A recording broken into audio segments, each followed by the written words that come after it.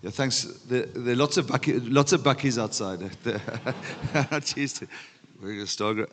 Anyway, the Stargrow, they gave me I've got a property up in the Cove Walkerveld, and there's like, what's that song? Jokers to the left of me, jokers to the right of me. Stargrow to the left and Stargrow to the right, and Stargrow above. And with this amazing dam, which has got trout and obviously good for sailing and windsurfing and stuff like that. But when they pump the water out, when it gets lower, you can't sail properly. So I keep saying, stop taking the water. You got pumping rights, because my windsurfing is more important than our food security. But they don't listen. They keep it got low now. Stargrow. Anyway, all right. They asked me to talk about something. I don't want to give myself the credit of creative or leadership strategies, but I think we're doing something different, and it might be worth sharing. I just jotted down last night a lot of just sort of thoughts, like a stream of sort of consciousness. I might run out of time, but because we fly at lunchtime to Glasgow to go and play a quarterfinal there this week. So if it goes on too long, I'll shut it down. The first point I want to make, probably, and I should have put the slide up, is about the leadership, where we've changed a lot. We used to have cop doctors, or what do you call them? Sports psychologists, and we don't really. They don't like being called that anymore, because that makes them sound like you got too much like they got to deal with your car repayments and how you're going to manage the stress of that. No, what it's more, they call themselves performance coaches now. But all our work, 90% of that work is done just with the leadership. So just with the coaches. We don't do any of that stuff with the players. And I'm aware that companies and the people where you work, it's not quite as stratified as coaches and players. It's a bit more complex in the sort of hierarchy. But all our work in terms of mental cohesion and performance is done exclusively, almost. We coach. It's our job to coach the players, or my job to coach the players. It's not a psychologist's job, a corp doctor's job to do that. And the same probably is around with the leadership group. So, it's quite an interesting change for those who are interested in rugby, the captaincy, for example. So Stephen Kutsoff, you will have heard of him. He's one of the best players in the world. He was our captain till last year. He's coming back next year, or this year. Rugby's so stuffed now with seasons. He's coming back next year, but he's coming back on the 1st of July. You can work that out. But and now he asked, one of the things he said to me was, will I be captain? And he's won us a URC. He's down and potentially in line for the Springbok captain. The short answer is no. But captaincy and leadership has evolved so much that he's probably stuck a little bit behind. What I mean by that is, you've got a guy like Salman Marat. Now, obviously, Salman stands for lots of things. Hard guy from Paarl, from a very proud rugby culture, Muslim, the whole thing. But he understands that you lead from behind. Kitsi comes from the old thing of most talented player, safe in the team, popular guy, good in the pub, good on the field. Everybody loves him. That smile, the flowery plum. But captaincy and leadership has evolved to, you want a guy like Salman who's setting examples. He's moving bodies on the field. He's sacrificing off the field. He's picking up cones. He's in the back of the room, not the front of the room. He's not trying to give Churchillian speeches. He's just leading by his sheer example and his sheer concern of the other people and the shape of the group. So you're like Kitsi, you could walk in on a Monday morning. Last night I've got someone on the phone for an hour. What are we thinking this week? What can I do? Where do we need to nudge the group? This sort of stuff. So a lot of us, so a lot of the work, before I get on to the more entertaining stuff now, but that is the big change in leadership. I haven't told Kitsi yet. I do it on a WhatsApp. It's easier. I've got to be careful with that. Yes, when you want to drop, I'll tell you a very quick story. It was watch time. Because when I was coaching UCT, my current father-in-law, he won't be for much longer. Oh, I'm joking. Is Tim Noakes, and he got on quite well with Jake White. Tim and I don't agree on some things, least of all beer, but because it's alcohol and carbohydrates. He got Jake White to come help us. Now, Jake and I have drifted a bit over the last few years, but Jake White came to help UCT, and he just won the World Cup. And Flecky was my assistant coach. And Flecky and Jake also, oil and water. One was competitive, organized, presentable. The other was just this lunatic genius who had hair everywhere, late for practice, stains on his shirt. So Flecky and I got on, but so Flecky comes to me one day and says, listen, Dobbo, I'm telling you, either I go or Jake goes. And I think, Jesus, I just won a World Cup. So it's going to be you, Flecky. And then, and I thought, no, I can't be like that. So I remember phoning Jake White, and the phone's ringing. You just want to, that feeling, you want to go to voicemail. Because those days people still listen to voicemail. There was please go to voicemail, please go to voicemail. And then, because I would have done it on WhatsApp now. But hello, Jake speaking. It was a fiasco. And so no, there's not a love lost between me and Jake at the moment, because I fired him from UCT before I got fired. All right. So the story of the Stormers, Nick alluded to it. We were absolutely out through corruption, theft, nepotism. I would say racism, but racism was purely a tool, as is sometimes the case. Because most of the fighting, by the time we were finally sort of put into administration by South African Rugby, there were 6 high court cases between our members of our executive, of which there were 12. So you can work that out, 6 high court cases. So, in 2016 we were liquidated. In 2019 we lost players you may have heard of, like Sia Khaleesi, Cheslin Colby, Damien Delende, Eben Etzebeth, Peter Steftotoy, Bonge Bonambi, Dylan Lates. I could probably keep going. They just left. And the reason Sia left was because he got lied to. I know there was pressure because of the Sharks deal, but he got lied to too often. He just came to a meeting and said, I'm not getting lied to anymore. And he's quite a principled, he's a very principled man. So, and then in 2021, we go to, whether those players all leave. Sorry, I'll get to that now. And we go into, Yuri Roo phones me. I was on a train outside Venice, not on holiday with Kenneth Branagh or anything. We were about to go and play our first game, and Yuri Roo phoned and said, listen, we're taking you out of the URC, it's just starting. We're going to replace you with the Cheetahs. And I said, Yuri, please, please, please, please, please. And I actually spoke to DHL, and DHL underwrote the project, and we still saved it. And when we started, just after that, there was talk that we could qualify for this Champions Cup. And I put that poster up, a picture of our stadium, and a picture of the poster up, and we'd stuffed up Newlands completely. It was this sort of icon, and it was it's still a disaster now. They borrowed 120 million rand on it. Now the interest has gone up so much by our failure to repay it. It's almost worthless. It's so sad because I think the debt owed to the developers is now about 220. So nobody can come in and buy that and then try and make money off of 220 million for a place. Anyway, they asked, being at the Stormers in that period was, Robbie Williams was on the Graham Norton show, and they asked him, he just had given birth to a daughter, and her daughter's name was Pluto, Destiny, I don't know what the trendy name, Jewelry, whatever her name was. And she said, they said, would Robbie, Graham Norton asked him, Robbie, what is it? You were there when they had I can't be too graphic, but when they gave birth, you were there. Robbie said, yeah. He said, what is it like? He said, it was like watching your favorite pub burn down. And it was, and that was our experience. That was our experience here. And it was so tragic. And we started there, and I put this poster up. And I said, one day, if we get this right, this project, we'll play in the Champions Cup. We have obviously since then, but that was what we said before, as this project started.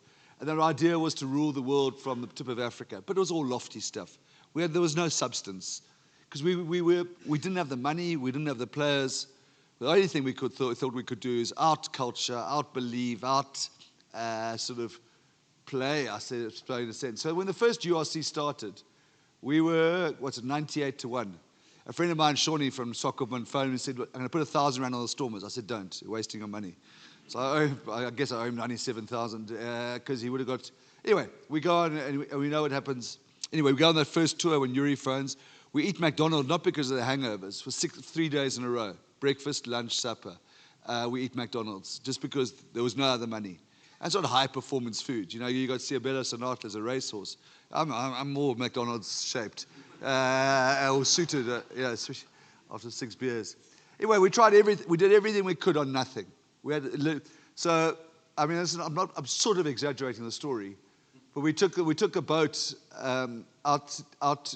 We did warn the NSRI, but we took them out, threw them in the water off Granger Bay, and told the NSRI we were going to do it. Come and fetch us. I became the best team builder because they arrived there. They put the guys in thermal blankets. They gave us hot coffee. We got a boat trip around the harbour. I got a massive petrol bill later, which I put onto for their fuel, because they were cross. But that was our team build. Everything was creative. And we go from that to an average crowd of about. When we played the Lions in a game just after COVID in the URC, the COVID limit was 500 people in the stadium. We sold 438 tickets. 2 years later, we sell the stadium faster than in under 3 hours. So it's quite a journey of what we've achieved. And I think, I don't know if this will play, but just what we look like in terms of our association. Let's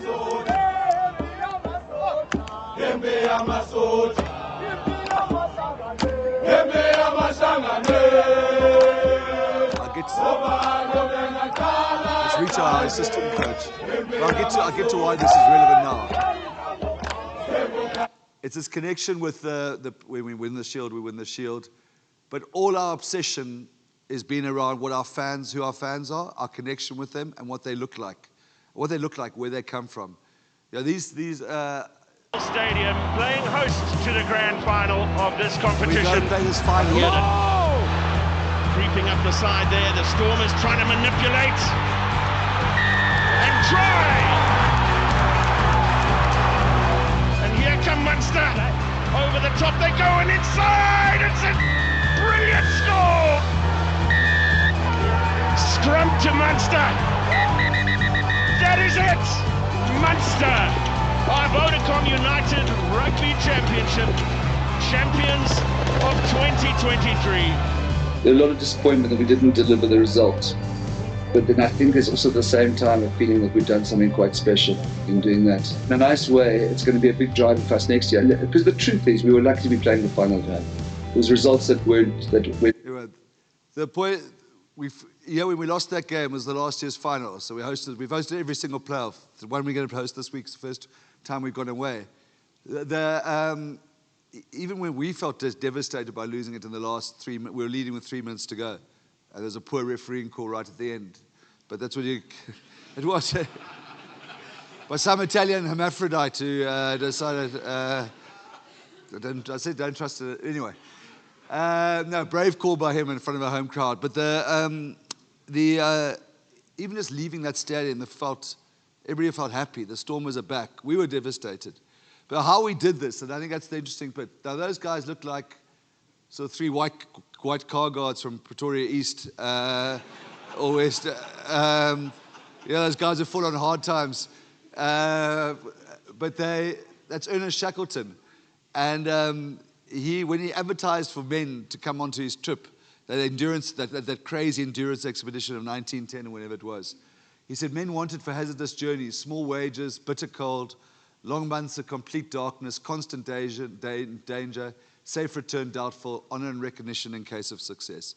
So they weren't guaranteeing anything, but just buy into this vision of what we're trying to do. And we've spent a lot of time on, and then you want guys who are prepared to do that, sacrifice. They're not going to come home safely. Now this is a guy called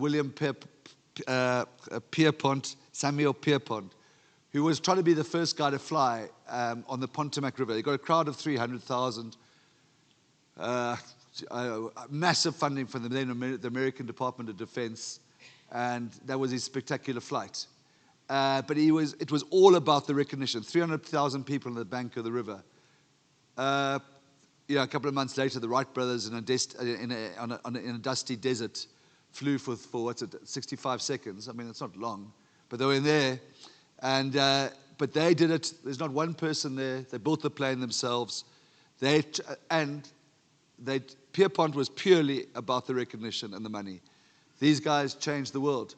within 30 years of their flying, you could fly admittedly via Lake Tanganyika, Lake Victoria, the Nile, but you could fly from Cape Town to London. There was Pierpont, and there's the Wright brothers. Anyway, the point was we were trying to sell from the start that there had to be something more to it, that we wanted people with a sacrificial mindset who understood our vision. I told them the story of, and I don't know, shame, I bore them with all sorts of rubbish, but this is a fellow called, listen, pronounce it properly, Sisyphus, not syphilis. Kitsi says the oak sif, but it's near Sisyphus. So he was a Greek guy, it's not a true story, obviously, who Zeus punished to push a boulder up the hill for the rest of his life. And when they got to the top of the hill, they flicked the boulder down, and he had to start again. So he had no hope, nothing. He was the guy without hope. And Camus, or whatever you pronounce, the French philosopher, talked about the absurd hero, the guy who found joy in the struggle. And so that, for some reason, Brock Harris, because he's in a funny way, I mean, he's almost 50, he's an absurd hero. And because nobody thinks a guy at 39 years old, and having played almost 400 first-class games, he'll start for us on Saturday, is amazing. He bought into the story, and the whole team did, of these guys. They find joy and satisfaction in the fact that there is no hope, in almost the struggle. And some reason, I just told them the story because I was trying to find stuff to, and it completely landed with this team. So this clip here, we're going to beat Glasgow in this game. No, there's no question whatsoever. But watch this little clip here and watch Stephen Kitsoff. Look for the red hair. No problem with that, says the ref. Now the little chip kick. It's a great kick, and it's a good bounce too. There's a chance for Sam Johnson. The kick downfield, back foot, Leland Zass. He's thumped into the deck there from Forbes. Nine. Okay, you see his run there. Now, that's on 49 minutes in a game they're going to win. At about 55, Kitsy starts looking up to the coach's box, like this.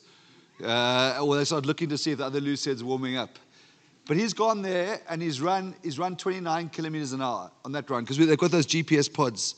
I mean, we couldn't play these days with this, because there's nowhere to hide. Your mouth guard tells you the impact. These things tell you how fast. You even get a stat on how many decelerations you do. I think I'd be good at the decelerating, but he ran on that stuffed field in a game that we're going to win, in a meaningless game, as the world's best loose. He ran, because every season we pre-test, and that's done on tartan tracks with lasers to record them. He ran probably as fast as he could ever run, 94% on the grass of his maximum speed. Now, what asked him to go and cover back in a game that we were going to win? And there's something bigger that was driving him to do that, make that run. He's the world's best. He's not even playing for the Springboks. And that's where the concept, we worked on that concept of the absurd heroes. But I think why, and Nick alluded to it at the start, is to make Cape Town smile. We came up with that mission. And I would suggest that we're gone if we haven't got a why, or a reason to get off the ground, a reason to make those sort of runs. And I don't think some teams in the world of sport, but I'd say just almost all the successful ones do. Barcelona, if you want to be trendy, whatever you pronounce it in Spanish, Barcelona have, they're playing for Catalonia, for their language, for the atrocities that General Franco did in the 30s, or whatever he did when he murdered a lot. Their whole culture they're playing for. And they say, mais que un club, more than one club, more than being a club. It's more than a sporting club. Even Liverpool, which I don't follow soccer much, but that you'll never walk alone is the ultimate belonging piece. That's how much you belong to the city. So we came up with this mission to make Cape Town smile. And it was about everything, how we interacted with the people, how we played, our results, all our service, if we arrived at, all our service providers, the bus driver, how many children has he got? We'll ask the players questions like that. Everything must be about their interaction. We got to the point where before it was hard to get the players out there. Now it's hard to get them back into the change room. So Chiva Domani, like after the game on Saturday, jumps over the fence, goes in the crowd, and then asks Mani Limbok for his autograph. Well, that's a Chiva. He's mad. But that's that clip I showed you earlier about the guy singing in the crowd. It's all about making Cape Town smile. Whatever the sacrifice is, we have to have this why. And when we started, having emptied Newlands and broken it down, to see these sort of sites again, just made us, that's all that we're about, is to make Cape Town smile. And that feeling. And I'd show the team, for example, I'll tell them stories the whole time. That feeling, that Oom there, who's walking. Now, look, he's not in the best physical shape of his life. He's old. His legs, Shakespeare said, I can't say it, it'd be rude. His balls are in parentheses. But he's going there with a Stormers jersey, his son-in-law or his son or whoever's taking his bag, and they're going, and Loftus Fairfield, they're walking somewhere high up. But he's coming to watch the Stormers. That wouldn't have been the case a while ago. So we show them all those stories about making, and that's our whole responsibility. I'll get on to some other examples. And there are two parts of it. One is mission critical, which I won't go into now. That's the hard stuff, that you've done your recovery, that you're eating properly, that you're sleeping, that you know your detail, that you've done X amount of more defense minutes a week, that you're the right gym, that everything, that's the hard part of the program, the breakdown work, the analysis work, all that. But the other key part is what we say is part of us. And those are all our behaviors about making somebody feel like they belong. We put a score up every day. Fun, meaning, belonging. Not the bank, FMB, or fast-moving beverages. That's nice. It's fun, meaning, belonging. So fun, it's what Francois Herber, who's making a massive contribution to the restoration of grazing grass in the Northern Cape by his control of the kudu vermin. But he talks about, he sits in now, sorry to use a word, he said, I won't use the word, he sits there after a game like this pile of lard and sweat and just melting, and he said, there's deep lekker, it's befok. I said it. That fun is not the shallow fun, it's not the football, it's not the darts in the office. It's just about that feeling of deep lekker where you've put in and got a reward. Meaning is to make Cape Town smile, and belonging is the key to the future of sports management. I think it's where we are ahead of any other rugby team in South Africa. And I suggest quite a few other teams and organizations. So this is from Dr. Doolittle. It may not look like it, but we just belong together. I promise you, I reckon half of my job is just around the belonging. I'm not the world's best technical coach. It's a big part of the game, and we've got other responsibilities, sponsors, media, do some coaching, all that stuff. The sense of belonging that that we see everybody. So this quote here, this is what I show our team. When you can read it. If we feel like we can be ourselves, that we're respected, that we matter, that we feel included, that we can be a good teammate, that we can coexist. So the big thing is everybody walks in. Now, I've got 57 contracted senior players, and I don't know how many, quite a few juniors. But those 57 players, we will choose 23 every week. 10 will be injured probably, maybe hopefully less, but that's 33. 24 guys every week are being told you're not good enough. That's a brutal thing about our profession. Our share price trades high if we win, low that Saturday. And those guys every week, good enough, not good enough. That's very, very brutal. If they don't feel some sense of belonging, those extra players, the project will collapse. You can't get through on that. So we are so adamant about, if I feel like I belong, that I'm part of the vision, that I can see in it. Nick, we love you. This is your role you've got to play here. Cornell, you're coming in 2 years' time, but we want you here. You're part of us. Then you can feel like, if it's next game, I can contribute. I can say, I don't want to use trendy words like vulnerable or be safe, but it's the truth. I can say, I don't know something, or how about trying this?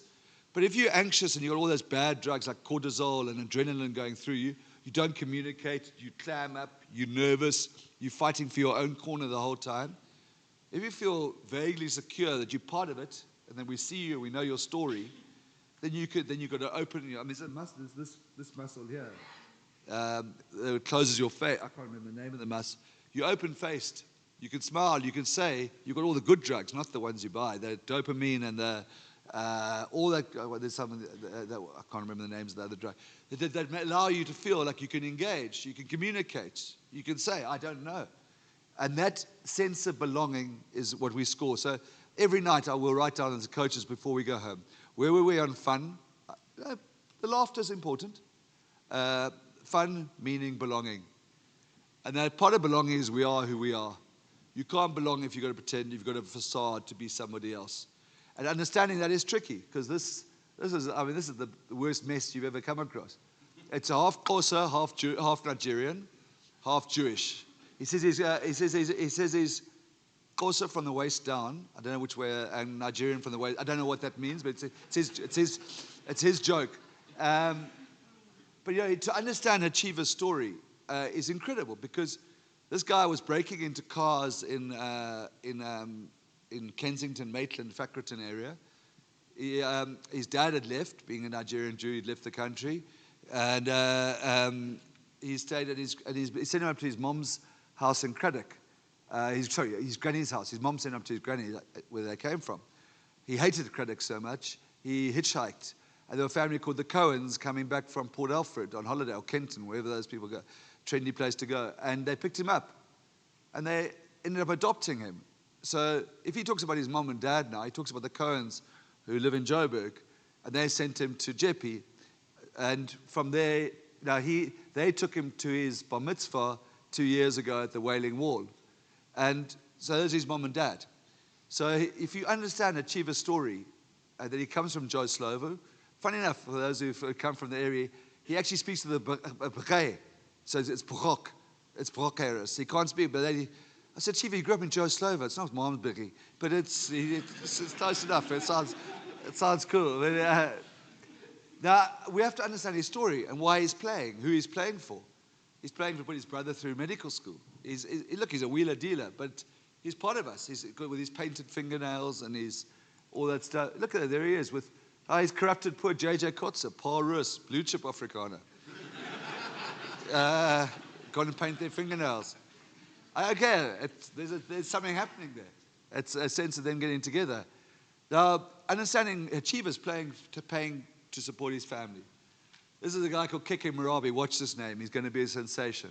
He comes from Kwakwa, I can't pronounce it properly, and he comes from nothing. He hasn't seen his dad when he was 3. Their family have got nothing. Now, he's not playing rugby for money. He's playing because he's like Evan Goos, as Achiever's pronunciation, Evan Goos. He's playing because that's his sport. He's a warrior. He wants to fuck people up. But he's got nothing. But he's getting money now and he's supporting a family. But that's why he's playing. To understand Keke's story, where he comes from, why he's doing. This freak is How to go get it without being caught. Look, it's a work in progress, but Marnie Lubbock is playing rugby just for money, nothing else. But it doesn't make him a bad person. He's supporting 12 people in Humansdorp. That's Marnie's story. He can't get injured. He wants to stay on the field, and he wants to make money. That's the reason. He's changing lives. So we understand that about Marnie. He doesn't want to be substituted. He plays every minute. He should be, but yeah. That's on an aside. On an aside, people say that dealing with these guys is interesting because you get told now you only get 14 minutes for a talk because they like goldfish. I can tell them a story about the 37 Springboks 6 weeks ago. I tell them this was this Friday night because we do a story on a Friday night. It's the first time they've heard it if I tell them this Friday. People say Marnie's got this amazing ability to when he's missed 4, he gets the 5th clutch kick over. The point is when he tees up the 5th, he doesn't remember that he's lost 4. So it's his first kick of the game. But we tell them, and the story of us and where we are and who we come from is so important. So yeah, rugby wasn't a preserve. It's not of one community. You know, it comes from it's rugby being played in 1890 on the I can't remember Rondebosch Common. But you know, the first club was formed in 1875. The second, which is Hamilton's and Villages. The second club was Perseverance, which I might show you now, formed on the Grand Parade by fishermen. I mean, it's a sport that was taken up by the colonized and the freed slaves, as well as it was taken up by the colonizers and the white people. If you understand that in District 6, when that got bulldozed, there were 13 rugby clubs. 13. Got bulldozed, not one of those rugby clubs closed. They moved out, Perseverance moved out, Thistles moved out, Hamlets moved out, Collegians went out to Mitchell's Plain. They didn't stop playing rugby. I would have stopped. I would have joined the gang straight away. And they didn't stop. So we understand that story. And the story, we spend a lot of time with stories. Like Sailor Malan was this hero he was born in, like all South African heroes, near Riebeek West or Riebeek Castile, wherever he was. He was born near Wellington. But he, why he was called Sailor Malan. He was the second most decorated Spitfire pilot after Douglas Bader, who lost both legs. He was called Sailor because he was shot down so often that the Royal Navy had to fetch him from the Channel. And they said he was always on a boat, but he was an ace, because an ace, if you make 2 kills the same day. So our guys train, forwards train in the morning, the backs train, forwards train in the morning, team session in the afternoon. I said to the guys, it's like going for a morning session, shooting down a Messerschmitt, going back in the afternoon and doing the same. But anyway, he was a hero. There's a beer named after him, and I'll skip this. But he came back to South Africa in after the war, and he formed a thing called, sorry, I'm skipping that, I've got the order wrong here. He formed a thing called the Torch Commando, which fought against the removal of people of colour from the Western Cape voters' roll. And he had talks with the Communist Party and all this sort of stuff. But he said, I didn't spend 6 years fighting against fascism to see it happening in my own country. So he formed this Torch Commando, which made him very unpopular in those days, because the Western Cape, the Cape provinces was then known, had a very high level of so-called black and coloured voters. And they were called, because they walked down with these bright torches, those paraffin torches, and they were called the Torch Commando. But when he came back, and it turned out his grandfather, his Batman, the guy who polished his jacket and his shoes and put him up in the plane, was a guy called Jantjies from Fora here, and he was Herschel Jantjies' grandfather. And the thing about Sailor Malan, he never missed a game at Newlands till he died of Parkinson's, only in 1953. So those stories, we tell these guys, this is where we come from. We belong to the whole people of this region. So that is so important. And we will film the crowd. We'll literally film the crowd just so they can see.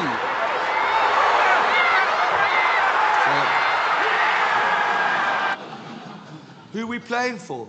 Now those tickets are averaging, this last day is 200. The average ticket sold, we played a meaningless game in terms of we were already through.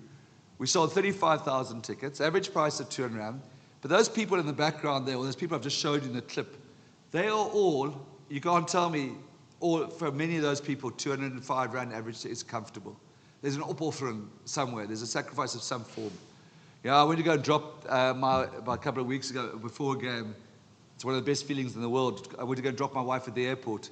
And this guy came running up to me and he said, "Gaan we near Kaap toe?" After I dropped her. And I said, no, because we were training in Stellenbosch. Then he ran up to the next car.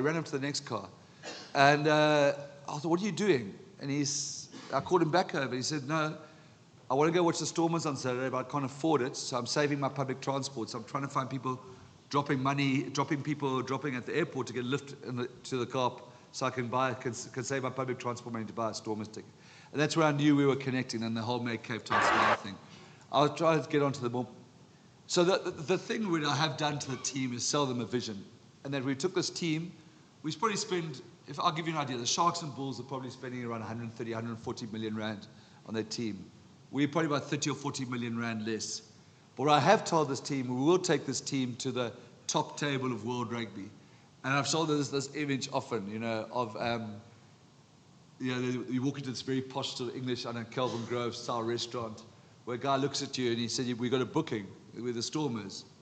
And the guy looks at the reservations and says, no, the Stormers, we're not expecting you. And that's this top table of the 4 giants of world rugby, La Rochelle, Leinster, Toulouse, and he said, no, there's no booking for you. And that's where we spend our time, not trying to defy the odds to show. Then we go and play these buggers. Crowd at DHL Stadium suddenly they would be in the very vocal. Semi-final, no problem. Evans the target at the 79 front. minutes. Still up. And Fenta has... And Marnie kicks it over, and we beat them. And I had no clue that was going to happen. Anyway, we played against there's Leinster, there's Leicester, Stade Francais, and we qualify. And then we come and play them again here in a knockout game. I think a quarterfinal or last 16, whatever. And we have this moment here, which makes me so proud. Into the midfield for Aldrich, who has grown in prominence throughout this game. No. Use it! Strong influence on the second half performance from La Rochelle's captain. Hartzenberg. Arms through the tackle, and so too from Galant, Loader, and Duplessis. Finds Willemse to his left. Willemse for the corner. Gets away. Okay, he doesn't score. He cuts in, and that was to win the game. But what is nice, we're playing against one of the best teams in the world. Okay, you're gonna laugh, but you can think it's a Marnie's experience at Spence. But it was very, very windy. Damien would have scored the try, but he was trying to score under the poles. And we didn't begrudge it. It wasn't, to be fair, it was very windy. But the point we were trying to, that I had this team, we're playing against one of the world's best club teams. And after this, we get 2 penalties, which we would normally kick to the corner to maul over, like we did against them before. We take the scrum because we want to score under the poles. We don't want to score in the corner. Damien and Dan Duplessis and Warwick both cut in again, rather than scoring in the corner. Eventually we score, and Suleiman Hartzenberg tries to get us close to the poles. We can't, and Marnie misses it. We're knocked out.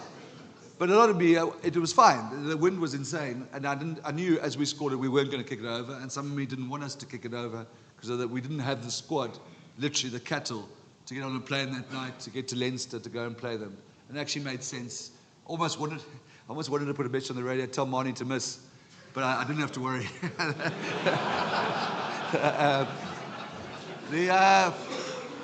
But the belief of Damien Willemse we're choosing against the world's best team where to score. Into the midfield for all. Anyway, so some of the tools we use, that's not the Peter Steph du Toit post-traumatic stress award or whatever.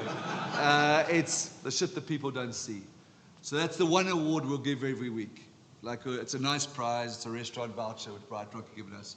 For something on the field, some crazy run, or helping a physio with a bed, or something that people don't see. That's the only award we'll give. Not man of the match, not try, not step. The shit that people don't see. We do a lot of theming, and which I'll touch on now, must watch the time. A lot of group work. We're very, very federal. So what I mean by that is the whole squad is divided into groups across all the ranks and caps. Doesn't matter. Background, school, coaching, leadership, everything. So they're all 4 groups, always. I don't know what the names are of the current ones. Well, I do, but let's say it's the apes, the baboons, the chimpanzees, the gorillas. Those are 4 groups. If those guys' identity, doesn't matter if the guy's got France Maherba or some junior like Sazi Samdi, they're in one group, and that's where they get their identity. And those groups do all fun exercises together. They must produce by Friday night in Glasgow. They have to have an a cappella. They'll get points for that. If there's some games and training, they'll get points for that. If one of them guys wins the shit that people don't see, they get points for that. But their identity becomes being an ape. Okay, it sounds stupid, but rather than being a player or a non-player, a starter or a bench, all the work is done in groups. They do social stuff together in groups, and it's tricky. But that's where their belonging comes in, that they feel part of it, because those guys are more established. Will look after the other ones.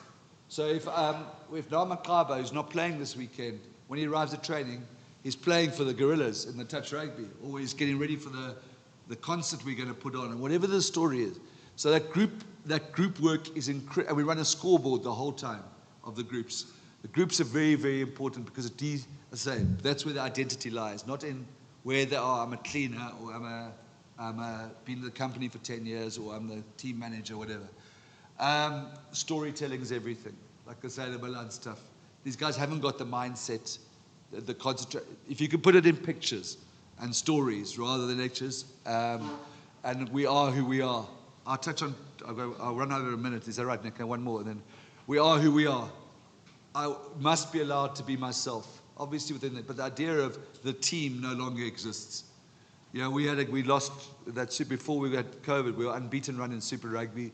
And we won 7 games or something. We lost the Blues at home. And I went in, I shouted at them, you didn't work. Why did we decide not to work today? And all this stuff. The team didn't pitch up. It wasn't the team. It's a group of individuals. The sooner we understand that, then you get the whole piece. It's no such thing, the team were over-motivated or the team were lazy. It's and this is with the big challenge in coaching now. It's so time-intensive. But that's the way to go. You have to understand everybody's story and their why and what they're playing for and who they're playing for. And that takes a lot of work. So I'll have every guy around to supper at my house. Now, I can't cook. I don't know where the salt and pepper is. It's awkward. We could meet in a coffee shop, and it's easy. They come to my house, or I go to their house, and we'll have supper. And I say, I'm clueless.